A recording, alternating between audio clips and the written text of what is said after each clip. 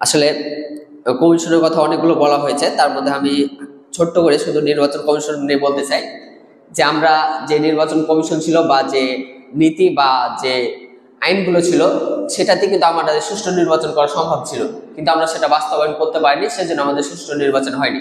অবশ্য আমরা দেখি কি যে আমরা জানি কি যে নির্বাচন কমিশনই পারে সুষ্ঠু নির্বাচন দিতে, কিন্তু আমরা যখন নির্বাচন আসে তখন সবকিছু দায়িত্ব আসে নির্দিষ্ট ডিসি বা উপজেলা মহোদয়ের কাছে।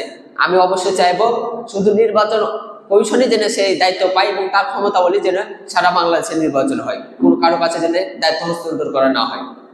আর আরেকটা কথা হয়েছে যে রাষ্ট্রপতি নির্বাচনের ক্ষেত্রে যিনাদের সরকারি দলীয় হোক বা নির্দিষ্ট দলের ব্যক্তিবর্গ দ্বারা রাষ্ট্রপতি নির্বাচন হয়, কিন্তু আমরা দেখি রাষ্ট্রপতি হলো সকলের রাষ্ট্রপতি। সেহেতু ক্ষেত্রে আমরা দেখব যেগুলো ছোট দল আছে তাদের কিন্তু পার্লামেন্টের সদস্য থাকে না।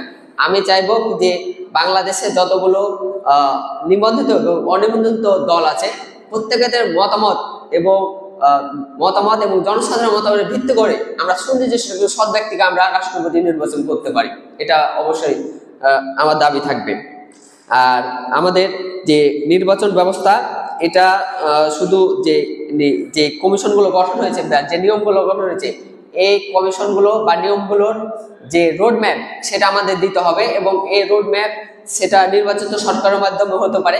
এখন যেহেতু নির্বাচিত সরকার নাই, এটা অনেকটা ধরা যায় কি যে গণঅভ্যুত্থানের পর যে সরকার গঠন হয়েছে এটা সবার মতো বস করার জন্য একটা স্বাধীন একটা আমরা সরকার এখন পেয়েছি।